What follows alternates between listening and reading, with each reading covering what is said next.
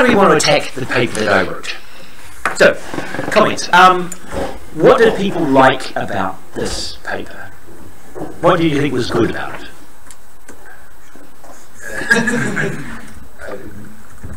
I thought it introduced or pointed at several different aspects of the topic.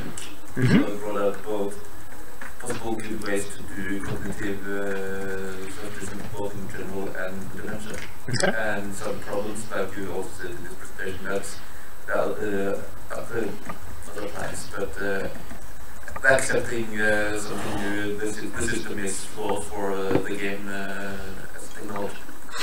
Right. So that was positive about it. Okay. So it generally was. I gave a reasonable overview. You felt, right? And other people felt it was. So was the writing too colloquial, or too casual, or seemed reasonable?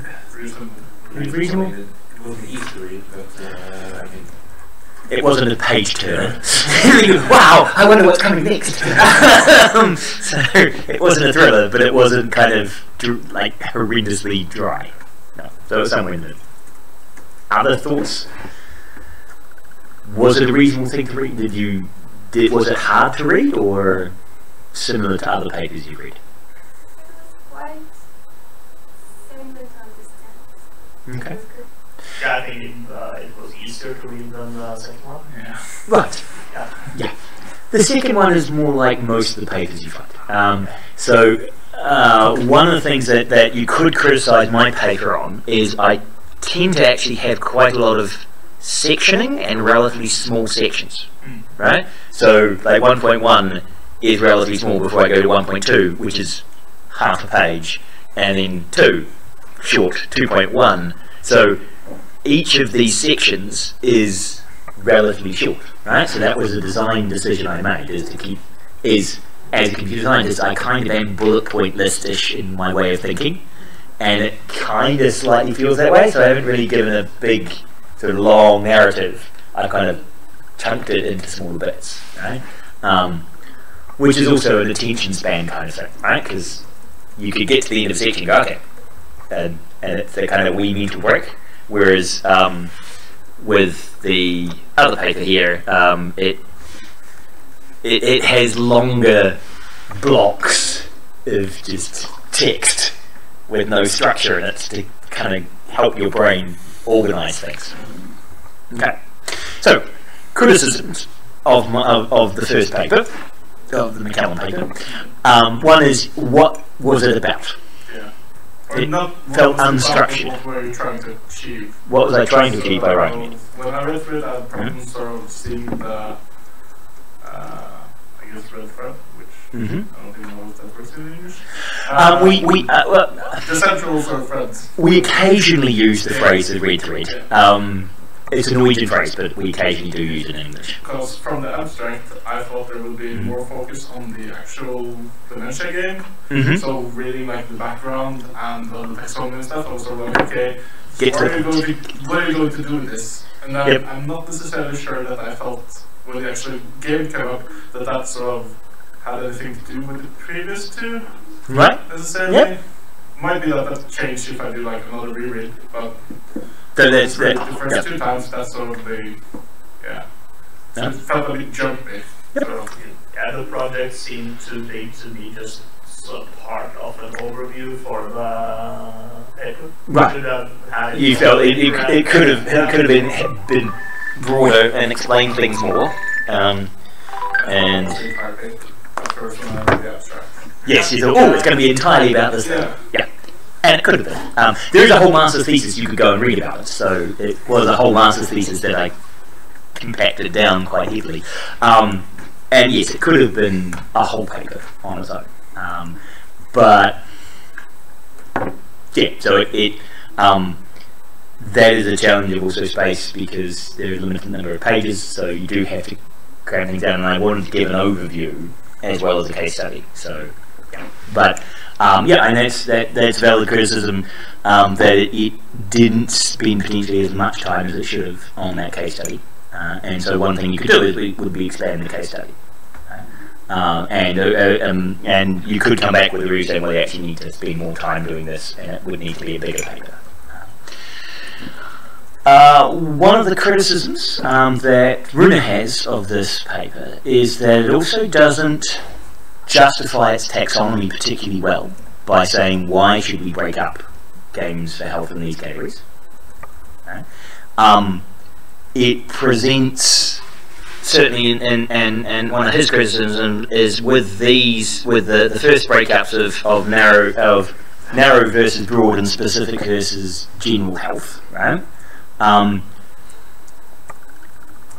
It doesn't say why those are useful divisions. It's just saying, oh, I think they're useful, I think they're interesting. It doesn't go into a kind of clarification of how you use them, why that categorization makes sense to group things that way, right? Because, you know, if you've got a music library and you're going to categorize your music library, there are various ways of categorizing your music, right? You can do it alphabetically, so that, you know, all the authors with the same names come one after the other.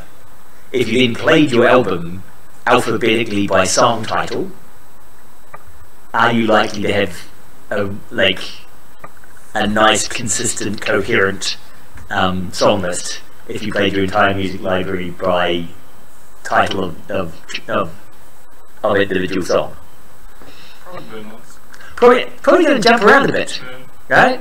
You might get the occasional spoken word album, followed by some rock, and then some disco, and some, I don't know what else, country and western stuff. But yes, because, you know, that's, like, there's not much you could say coherently about song titles that begin with B.A. and then followed by something, right? All songs that has a beginning of the first letter B.A. Is there anything consistent about that? Is it a reasonable organizational structure in terms of what can you learn if you want to write a song about, you know, backgammon, right? Can I look at other songs that begin with BA and learn from them how I should write a song about backgammon? Probably not, right? There's nothing of value in doing that for me as a creator. So one of the questions is breaking it down by target, like by the sort of target audience, relevant, so that you go and look at games that were similar to your game you were trying to produce and find out something interesting, right? Or would it be better to break it down by theme? Is it a horror theme or a puzzle theme, or is it a mechanic that it uses? Like, is this the right breakdown? Right? And there's no justification in the paper for why it's the right breakdown. Right? So it's just me kind of shouting at the wind saying, hey, I think this is fun. Right? So, yeah.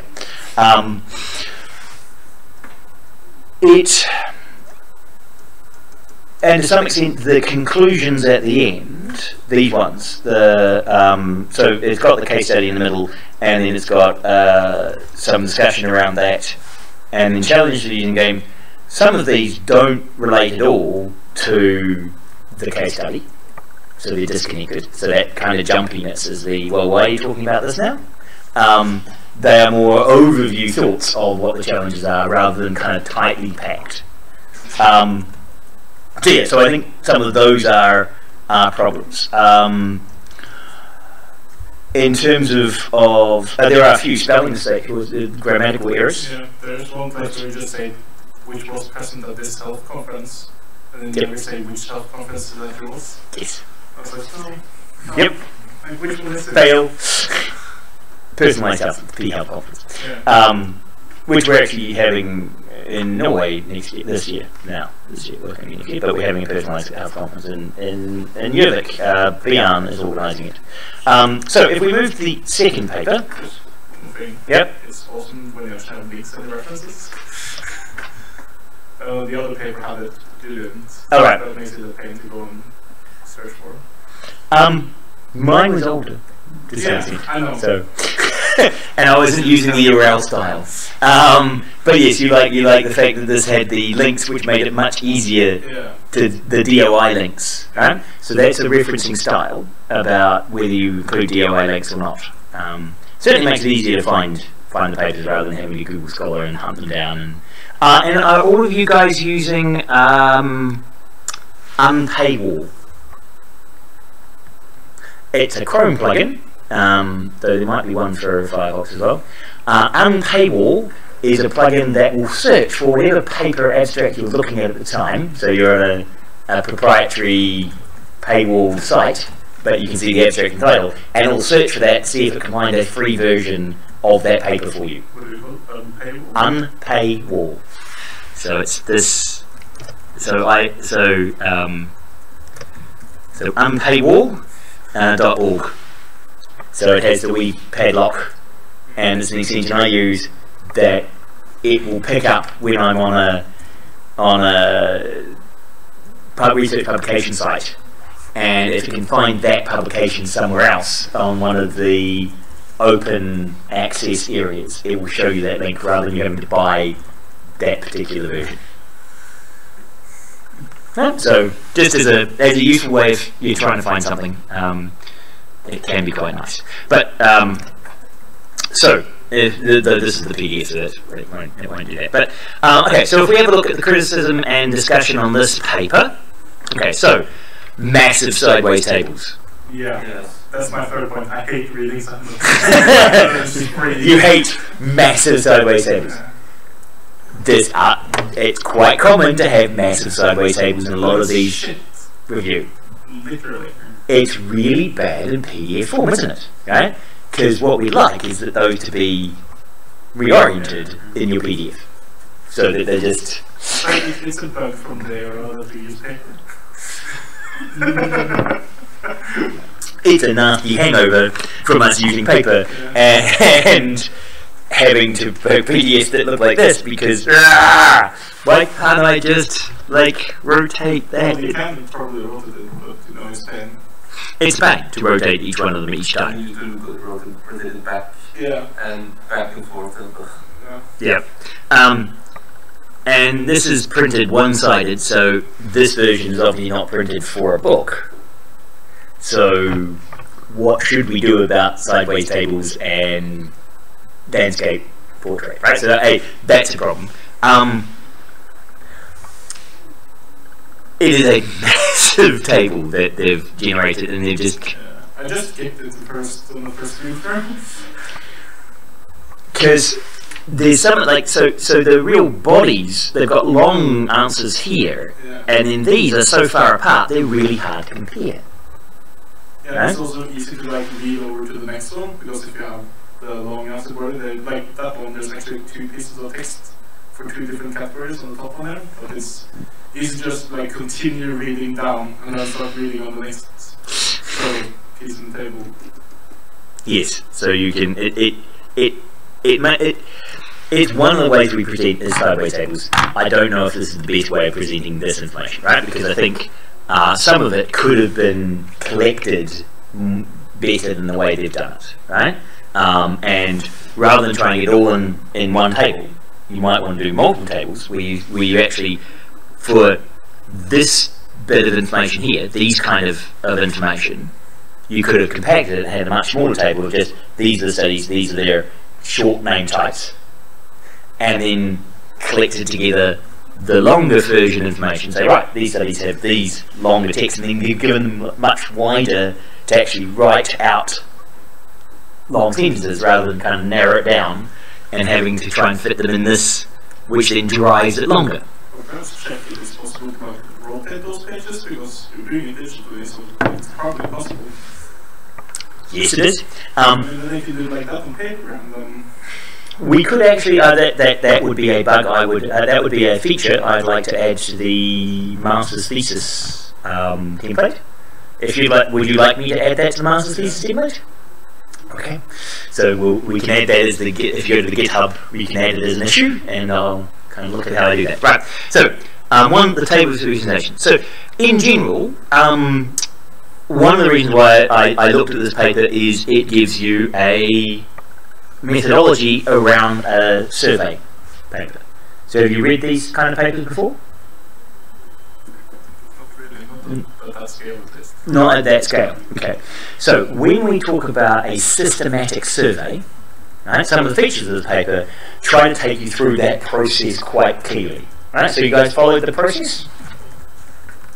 Do you think you could repeat that process? Right? Because one of the questions is repeatability. So do you think this paper is repeatable? Okay, so if you have a look at the approach they took, they try and give you a very clear, these are the terms we use, that, and which languages, and they say no publication date was imposed, so they try and make it easy for you to do the same search. Now, have you guys used Web of Science and done a saved search? Okay, so part of the reason we do this sort of thing is that in Web of Science, if you go to Web of Science,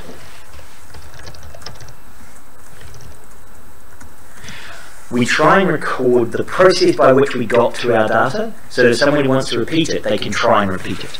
So Web of Knowledge, Web of Science. So on campus you have access to this, so if you use the Cisco AnyConnect, you guys use Cisco AnyConnect to pretend to be on campus? Okay, you should get access to this.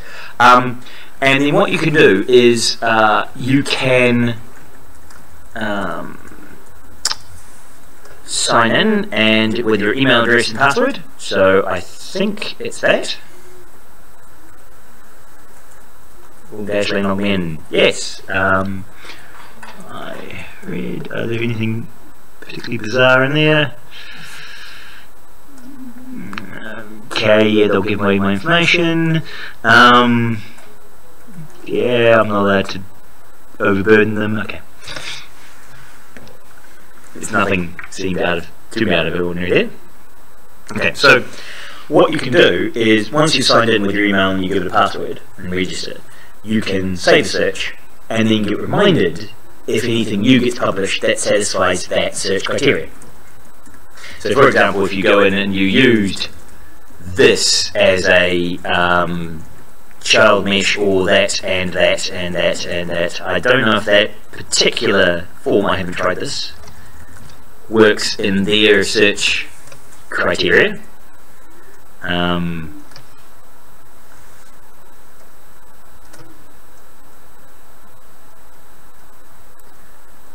Invalid use of Boolean operator. Operators and, or, and not are nested properly between question marks. Okay, so it I missed the front bracket.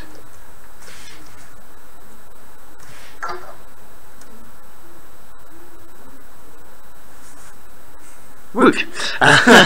So at least it then parsed it. Check spelling in the search query. There are no records that return true for that particular combination, right? In Web of Science, possibly because that was not an optional thing, right? So maybe that's not how it understands options. But if I just go that, and we'll try that, and we'll just get rid of or theory. And so the idea is that by let's see if that gave us any search.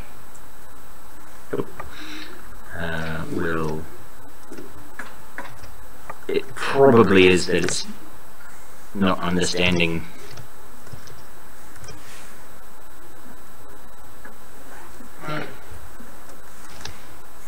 Child or was not something it understood. There we go. There was nothing called child or. Child space or death. So this would be you search for topic that and that and that and that. So it gives you a and I can create an alert. Under that, creating an alert allows me to save that and send myself an email with information about when something happens, right? So when you've done your search and you've looked through all the papers and you think, okay, all the papers that are valid here I've looked through, You then save your list. If someone else published something that would appear on your list, you can go straight to it and go, aha, there's a new thing to look up. Right? Very useful when you're doing a review and you do that in January and you're writing in June and somebody has published in the meantime. Right? So that's the sort of thing that also, by presenting this, if I worked out, like I copied it quickly and kind of got the same search, I could then save this search and regenerate this. Right? So as a researcher, that's a useful thing to do. They also tell you which the keywords and the approach they took and how they extracted and selected things. So it kind of gives you a generalized framework over a literary review. Right? So this is the sort of thing we'd expect you guys to actually record some of the documentation of how you got to the papers you end up with. Because if you just said, oh, I found a bunch of papers, if somebody tried to repeat your research, would they be able to? If you just said, oh, I looked for some papers about math games, can I re-find the same ones? Or would I find the same ones if I just did math game in Google and got math games? So if you want somebody to be able to repeat what you've done scientifically, then having a systematic approach to it is important. Okay, so what else do you like or dislike about this paper? This is a personal preference, but I'm not sure if they, or personally, I'm not sure if they sort of knew what they were. They didn't seem to have that much game experience, sort of, because I looked through it and like, from what I saw, they were really surprised that there might be other reasons to dislike a game other than it being too difficult. And yeah, like sure they also like mislabeled VR and AR, I guess, because I wouldn't put iPlay on the VR, but that's sort of a nitpick. But the other one was sort of more, yeah, it didn't seem that they, so like in your report you said that you should include designers etc. early. I mean, sure that was in making games, but probably also when researching them. The game itself didn't look that impressive either. It was mostly a quiz. At least the one that was on the picture. Yes. Yep. With a picture and a question and 4 alternatives. So pretty standard quiz format. So it is. Yes, it is one of the problems you'll find, and as you guys go out and do the research in this area and read research papers, you will find most of them are written by people who don't know anything about games, right? Because, how do I put this? Students who are interested in playing games and making games tend to play games and make games rather than become academics. Right? It's just, you're either interested in things moving very, very slowly and being hierarchically structured and taking you 3 years to get your PhD at a bare minimum, and loving writing long-form documents like this, or you like playing games, which tend to have a much faster reward cycle, tend to be far more visual rather than textual, so the overlap of people who end up being academics and those who like playing games tend to be narrowed by the act of trying to get a PhD, right? Which is not really very game-like at all. Right? Very long delay loops, very, very slow, very hierarchical process. And so most people with PhDs aren't the kinds of people who like short reward cycles.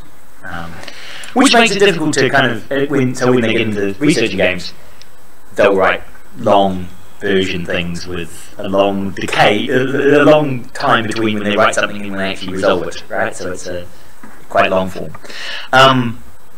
So yeah, no, they didn't understand. Yes, commercially available VR system using iToy is not designed for really a VR system, but yeah. Okay, so the mislabeling of VR. What other problems did you have with this paper? Who would like to say something nice about it? It's really easy language. Relatively easy language, right? So they didn't go down a hard. I found there was quite a lot of abbreviations that they stated high up in the internal paper, and then you had to I found myself scrolling back and forth, and when it gets to 20 pages or 30 pages, that gets quite tedious. What you'd so one thing I'd like from a technical point of view, one thing you'd like is that when you mouse overed shortening, it would do the IDE version where it actually gives you the long version of that, right? Now there is actually in LaTeX you can actually do that. You can have an abbreviation / abbrev that will give you a comment on each of those, that when you mouse over it shows you the thing, right? But that's a very specific style of PDF document that allows you to do that.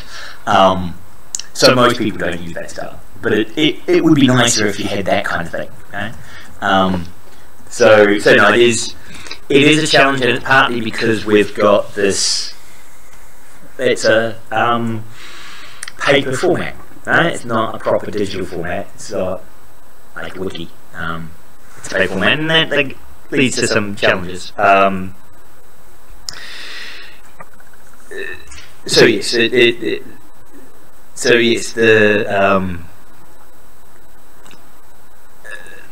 the Pico. Did you understand what Pico was? So here the Pico and how each of these in the Pico is working.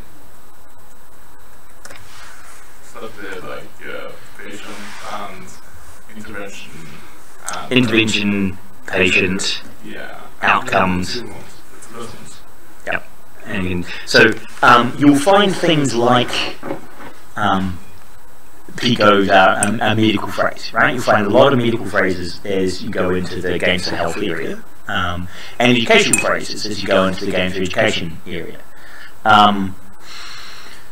This is one of the challenges of games, serious games, is that you need content experts as well as game developers.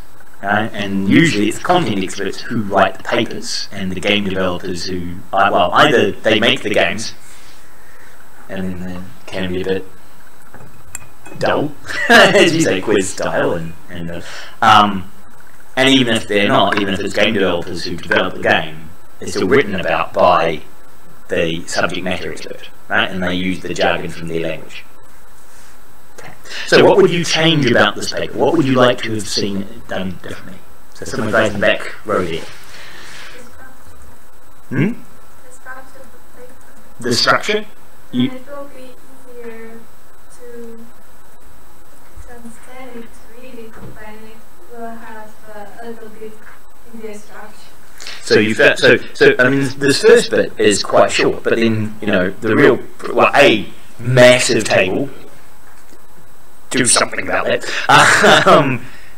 That's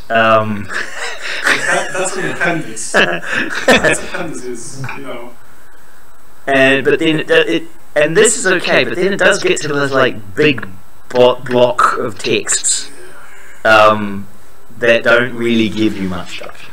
I thought that Peter would have continued reading that paper after seeing that table, because I would have thrown it away. You got there. So will other people have stopped reading at that point and gone to this is dark home? It was long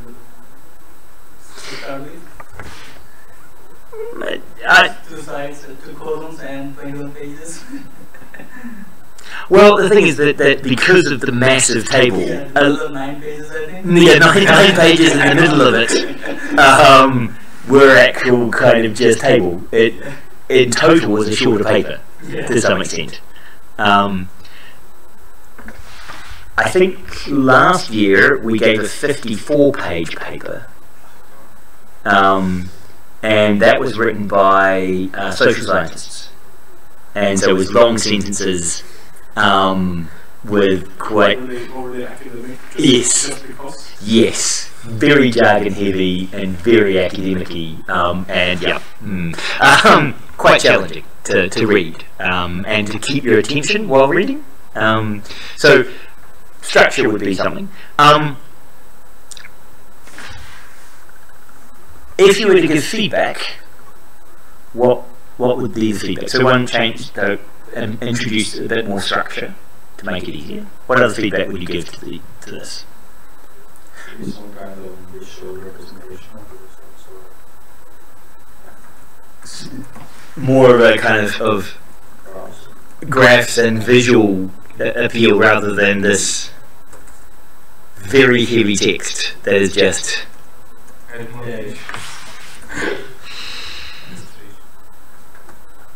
So they even say this is reflected in the high number of excluded records flowchart. So that is. There is a flowchart way back here. So there we go. There's the flowchart. That doesn't count. That's far too long away. Yeah. You can't just say flowchart. Yeah. So the there is they have focused on text again because they're a text-based discipline, right? And so they are collecting a lot of information and trying to make it easier for you to understand and review these, right? This table was probably quite useful for them if they have it in an Excel spreadsheet where they can kind of, actually compare things more easily and minimize a bunch of columns so things all suddenly crimp up and are easy to read next to each other, right? So I think to some extent going from their internal data representation to this representation is a bad way of doing it, right? And they should have done a better job of that. As for a literature server, it does cover a reasonable number of papers. Now, one of the interesting things you'll find, and you guys will find this, right, as you search, so they end up with 15. Okay. So 15 is a reasonable number. If you end up with 2, you've probably over-scoped, right? You've probably gotten too specific in your scope, right? You've narrowed it down to the only 2 papers that fit your criterion. And that's really not enough for a systematic review. If you end up with 145, like it has here, full text articles assessed, 145, so you fully read 145 articles, right? That's a lot, right? That's quite a broad survey, right? This is obviously a PhD student who has allocated a bunch of time to read the full text of 145 papers. The question is, did he read it properly or did he skim? So, full text assessed, so full text articles excluded with reasons, 130. So, basically his supervisor said, right, I do this research. He scanned through 130 of them and trying to give a reason why to exclude them, right? So, he's given a with reasons. Not suited therapy, so the reasons he gave, 111 of them were no full text available.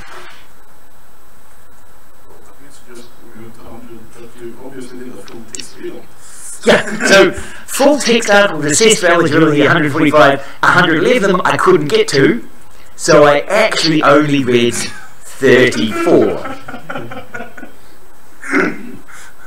Right? I think that's a little bit of a cheat. To have said full text articles assessed for eligibility, I would assume assessed meant you might have actually done more than, I couldn't find it.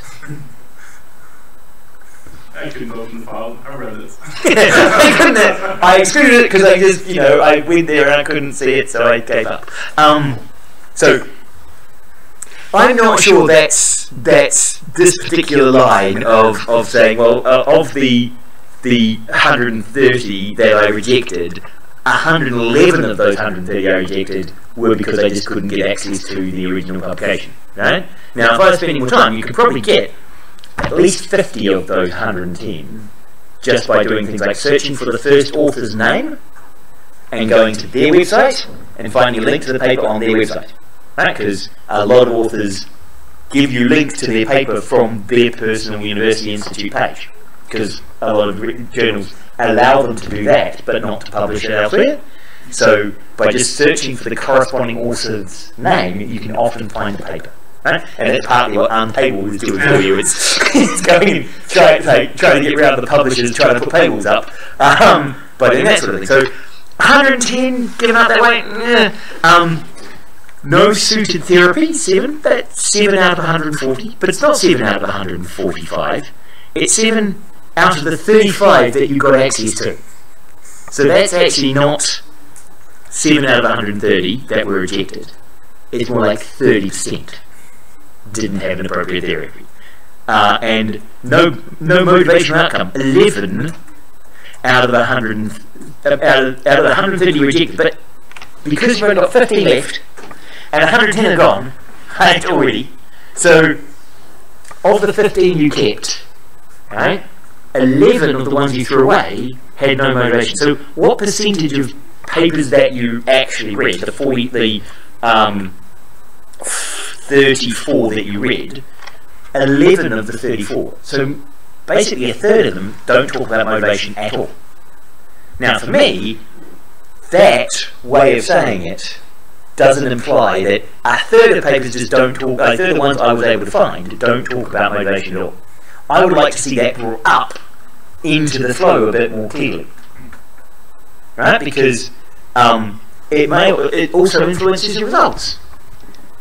Because if you say a third of publications don't mention motivation, and then you say, I'm looking at motivation and games. Well, you know, like, what about that third? Is there something significant about the people who don't talk about motivation?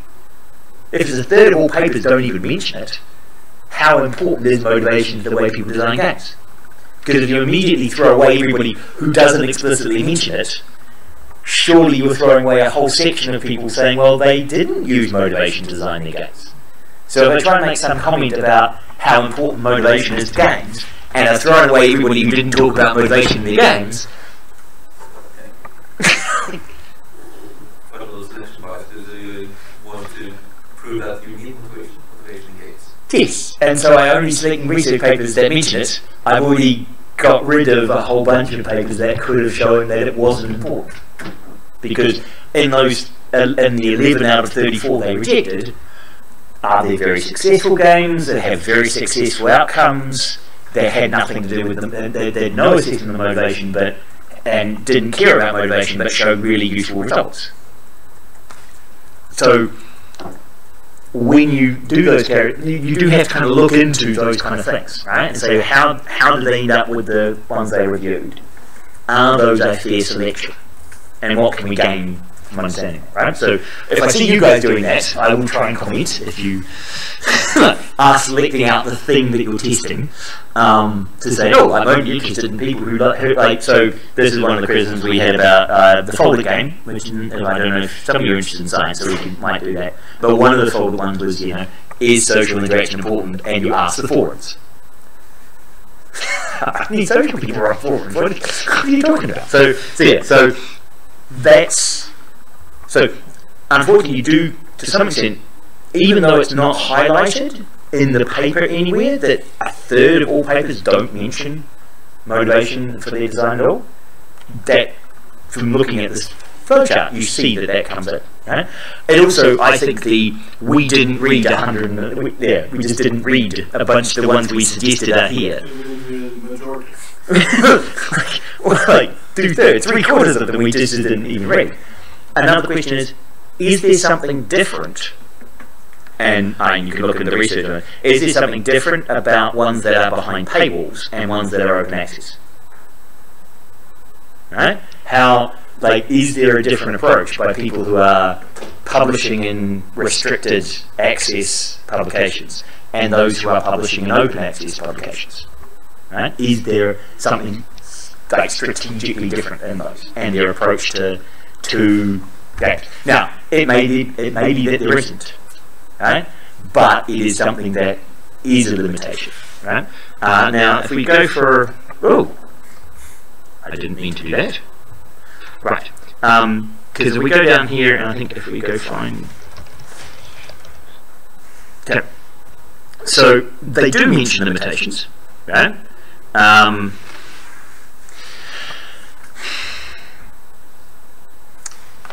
So they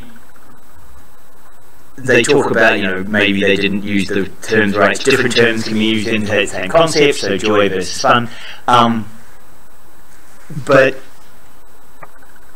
I don't think this is a good representation of their actual limitations and what they did there. Right? So if they were more honest and said, well, you know, we couldn't get access to 2/3, 3/4 of the papers we identified as relevant, that could be highlighted. 1/3 of all papers we read didn't mention motivation at all. Could have been in the limitations. Right? So that's a good place to put it. In terms of what we learn, right? So the last thing, and it's 2 o'clock now. The last thing to discuss here is on these papers is what do we learn from these 2 papers? What do you think you learned from the 2 papers? What was the takeaways you had? The frustration of not knowing the goal. Frustration of not knowing the goal. So in your own papers, writing research question and having a goal clearly identified at the top. Game development are quite challenging. Game developing is quite challenging. Yes, that's a useful takeaway. If you were to reference these, what thing would you reference, or what would you write in a paper that you were going to reference one or other of these papers? What do you mean? So when do you think you'd reference them?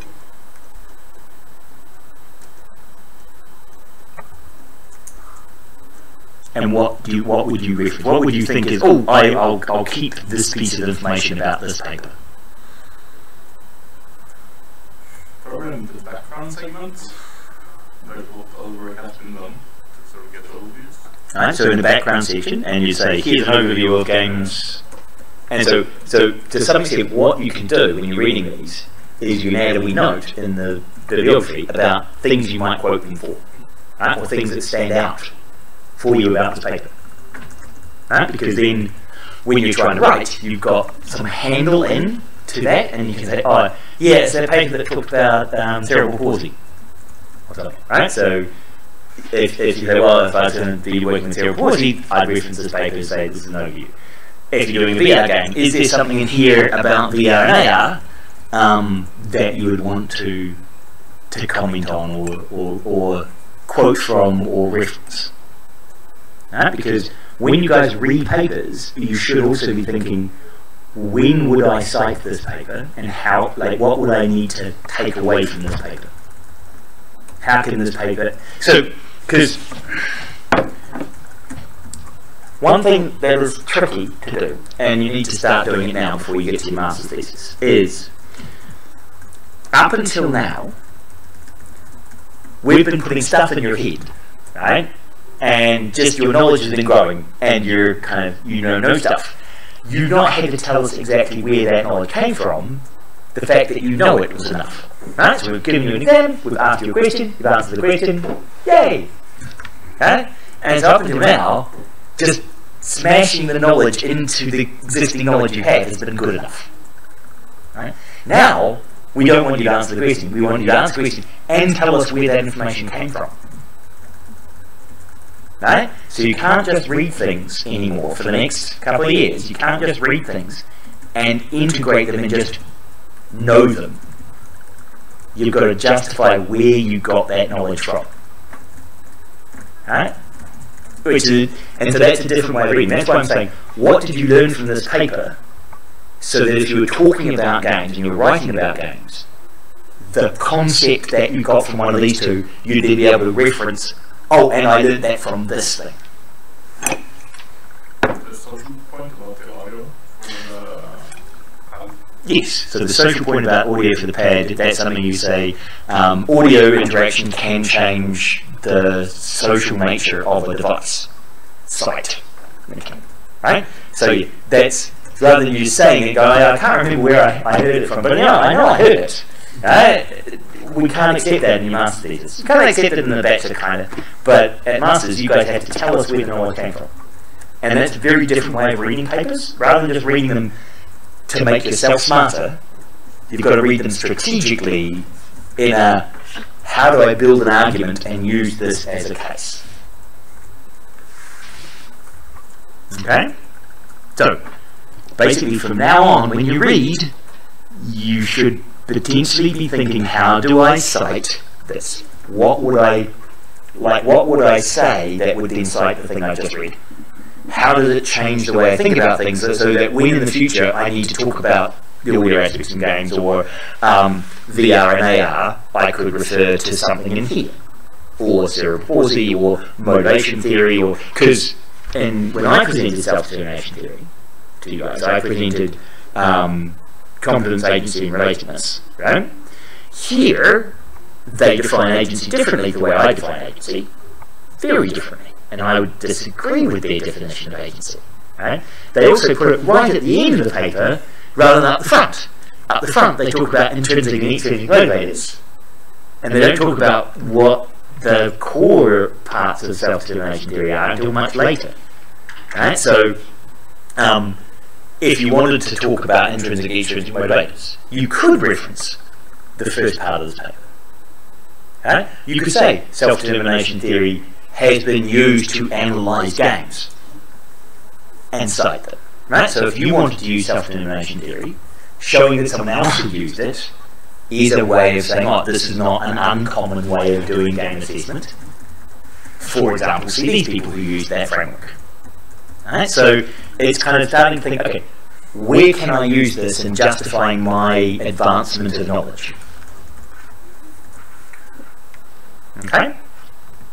So, when you start reading the papers that you through this course, I want you to start thinking about and start taking notes about how you might reference them. Right? Now, I did give you out a share LaTeX link. People have asked me for templates before, and I've never given them, but I thought I'd try. And I thought I'd start throwing in the BibTeX references. I haven't cleaned those BibTeX references up, so they're all the names of the things that are all over the place. But I probably will clean those up over time, and I'll keep adding new entries to the bib. Is that reasonable? You're happy for me to do that? And I'll add, and we can add some more framework for the discussion document in there over the semester. But I'll try and have that stabilised well before Easter. So yeah, midway through the course, I will stop making changes to any of the structure. Okay, but we can discuss the structure and we can extend it. The last thing, and I know we're now over time, was a discussion of, and I just have to find it here, edit item. Oh, I better submit that before it logged me out. Yay. So I wanted you guys to talk. So you did the battle test. Most of you are explorers. It's a really mix of explorers and socializers and achievers in this, with no killers. They're missing a category in it though, so I probably shouldn't use those questions. Right.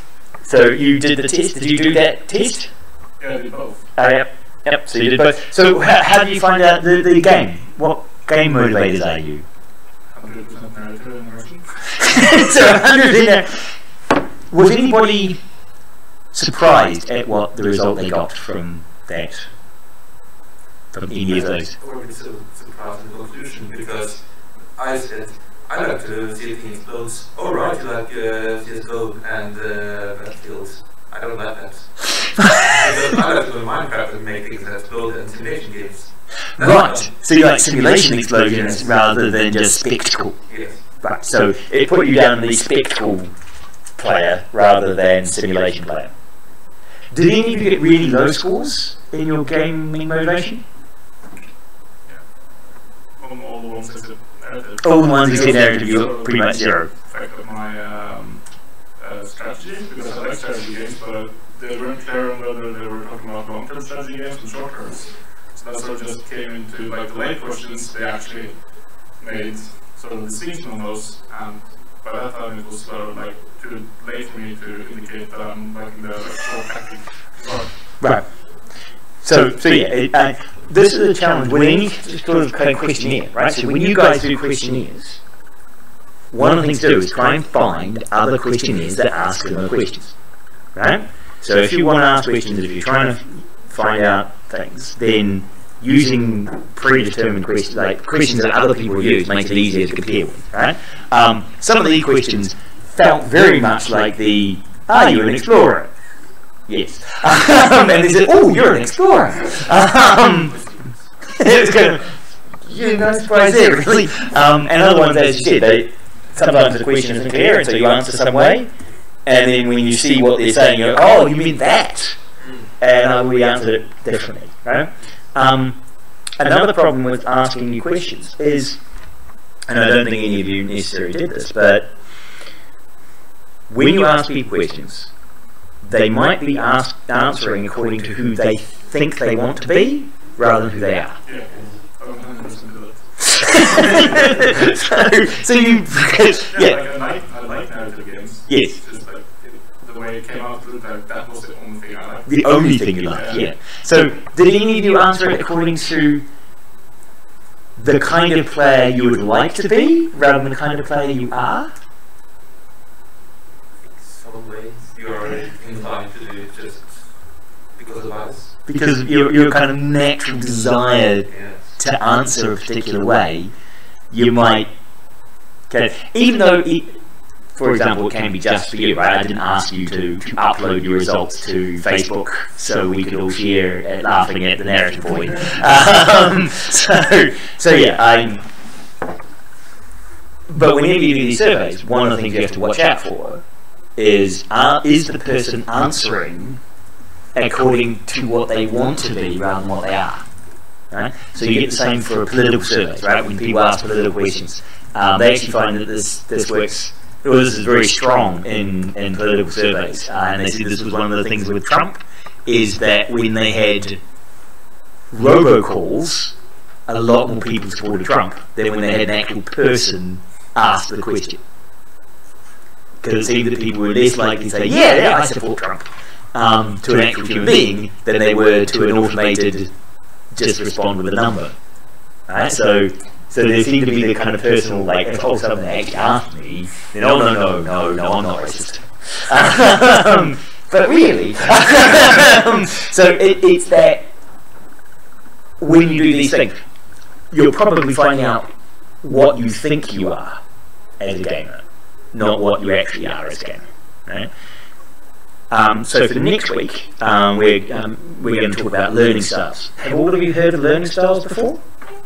Right? How are they? So have you done any learning style questionnaires yourselves? No?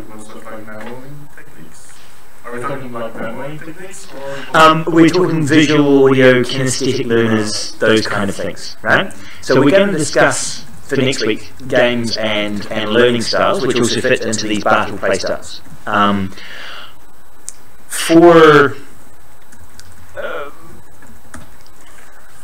For those styles, we're going to have another questionnaire for you to fill in, right? So that try and tell you what learning style you are. I'm interested in when you fill those in, you actually think, okay, you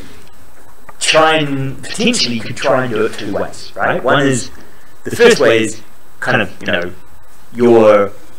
what kind of learner do I think I am, right?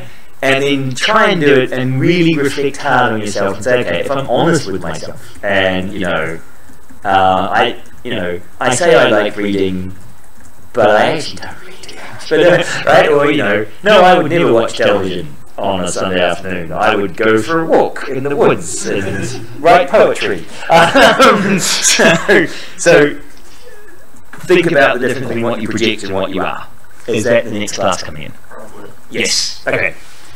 We can probably get them go. Right. Okay. So next week we'll have Runa talking about games for education. I will put up. Now I've been trying to get our IXC site going, but I'll put up the link to IXC.no, which will be where you'll get the papers for next week, and we'll start giving you scores for the kind of questions you ask. Okay. And starting from next week, you'll be asked questions, but Runa will be presenting games for education. And he's got a legally paper which I'll put up now that he'd like you guys to read. And I'll put up two papers and we can do some compare and contrast with him next week. And I want you to write some questions and some challenges you have about those papers. Okay? So I'll send you the link once I sort it out IXC. Okay? Good. And I'll see half of you tomorrow. Some large percentage of you tomorrow, except some people. And I'll stop the stream. I'd like to ask about course against expert in